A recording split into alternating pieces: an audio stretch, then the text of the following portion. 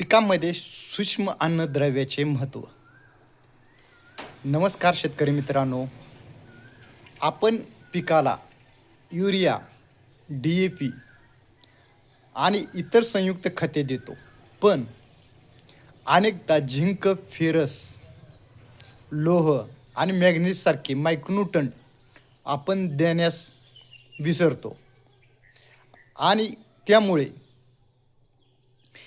पाने पिवळे पडणे, वाढ खुंटणे, फुलगळ होणे आणि उत्पन्नात घट अशा अनेक समस्या निर्माण होतात.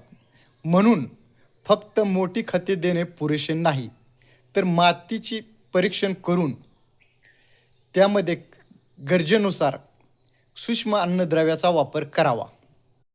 लक्षात ठेवा, संतुलित पोषण म्हणजे भरघोस उत्पादन.